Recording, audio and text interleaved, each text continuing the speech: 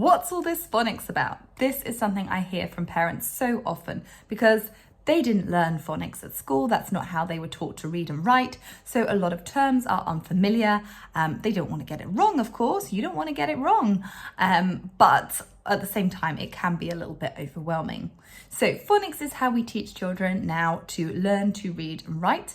In nursery and the younger years, you build a phonological awareness, so sort of an understanding and a familiarity with sounds.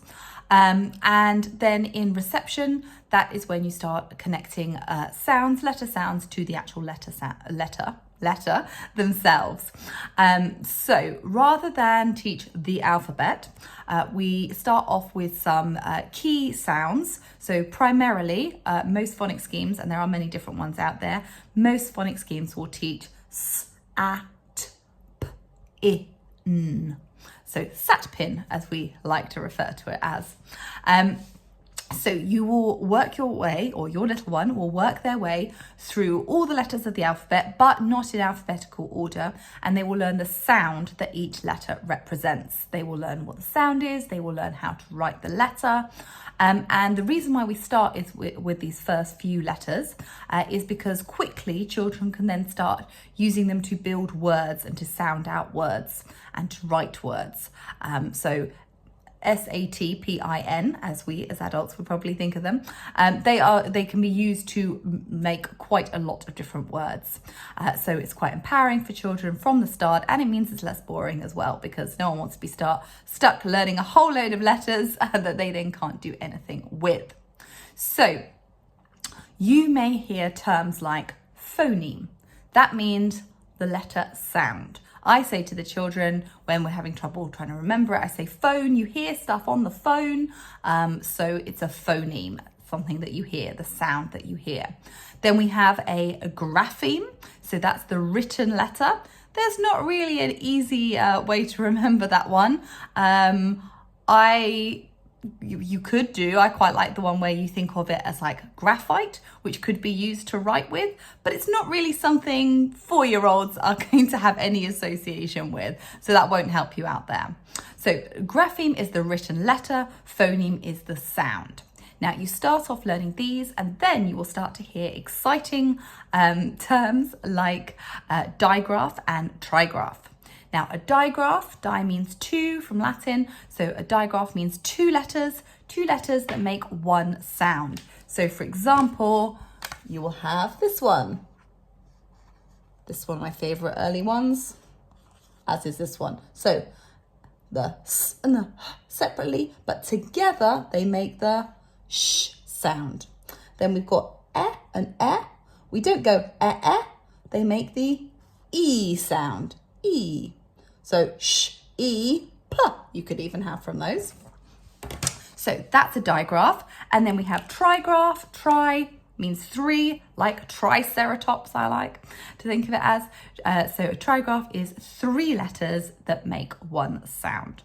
So you've got the phoneme, the grapheme, you've got digraphs, you've got trigraphs, and you will also hear quite a lot about.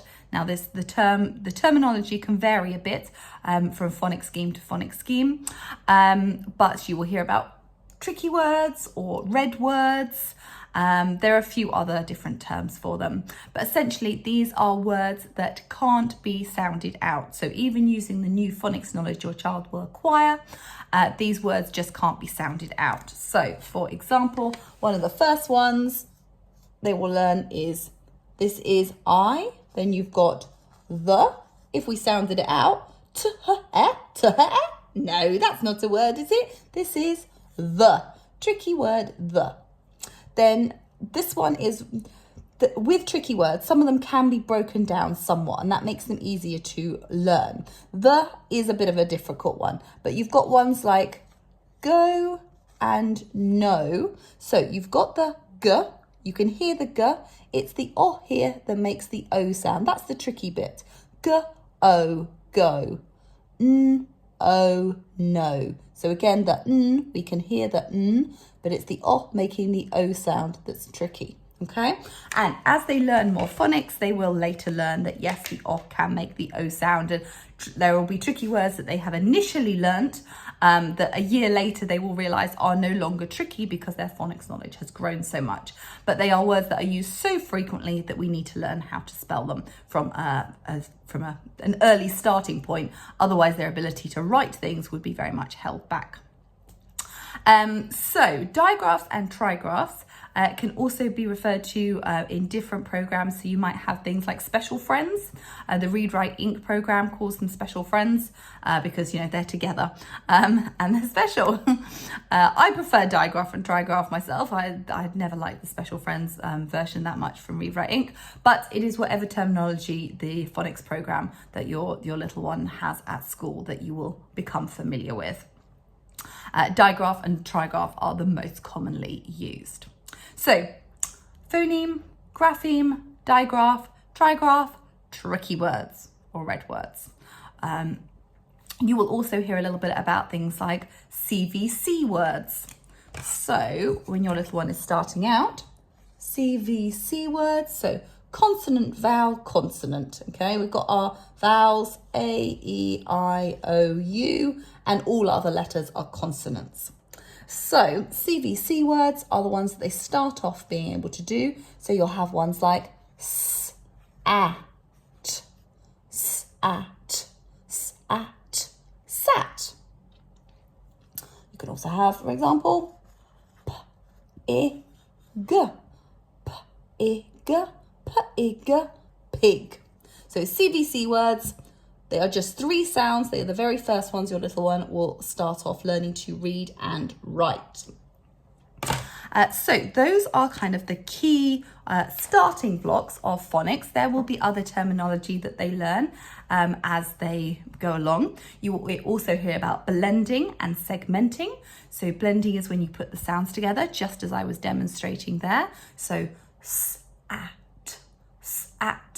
sat. So you blend the sounds together, and you will need to help your little one by modeling that to start off with, and then they will soon be doing it themselves, which is such an exciting point, that beginning part of reading. And segmenting is breaking up the sounds in a word so that they can then write it.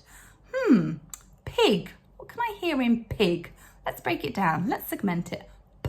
P-I-G. P-I-G. That makes pig, doesn't it? So what's that first sound that we can hear? P-I-G. That's right. P is your first sound. What's your next one that you can hear? And often children will find the middle sound is the hardest one to hear. They'll hear the first sound, they'll hear the last sound, and then they will hear the middle sound. So there we go. Key terms for phonics. I hope you have found that helpful. And remember, if you want to support your little one and empower them to read and write with confidence and enjoyment, so important, then do get in touch. Literacy for Little supports little ones who are struggling, who need to maybe fill in some gaps or who are falling behind, but also little ones who just need that extra support to really enable them to fly. So maybe it's a bit of a boost. Maybe they're not getting all the attention that ideally they would get at school because classes are so big these days. Teacher and TA time is so stretched.